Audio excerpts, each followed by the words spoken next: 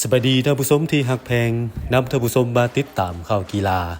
อนุกรรมการศูนย์ข่าวโฆษณาและวางแสดงรูปภาพงานมหกรรมกีฬาคนพิการแห่งชาติครั้งที่4จัดกองประชุมปรึกษาหารือเพื่อแบ่งหน้าเวียกละเอียดให้แก่สมาชิก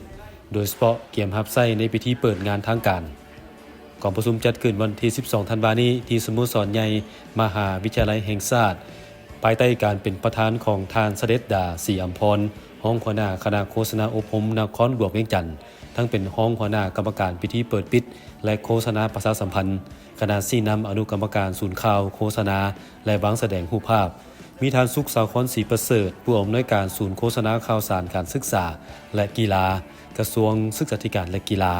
กรรมการพิธีเปิดปิดและโฆษณาประชาสัมพันธ์พร้อมด้วยคณะที่เกี่ยวข้องและสื่อมวลชนจากภาคส่วนต่างๆที่เป็นสมาชิกช่วยรับใช้งานกีฬาครั้งนี้ที่ประชุมได้ผ่านข้อตกลงมาด้วยการแบ่งความรับผิดชอบภายในศูนย์ข่าวโดยเฉพาะบรรดาหน้าเวียกของสมาชิกแต่ละภาคส่วนทั้งคณะชี้นำรวมคณะรับผิดชอบคุ้มครองสื่อมวลชนบรรณาธิการนักข่าวสร้างภาพมือกล้องวิดีโอภาคสนามเป็นต้นเป็นการแบ่งหน้าเวียกที่จะรับใช้ในพิธีเปิดงานทางการวันที่14ธันวาคมที่จะมาถึงนี้ทางนี้ก็เพื่อให้การปฏิบัติหน้าที่ของบรรดาสื่อมวลชนให้มีประสิทธิภาพและประสิทธิผล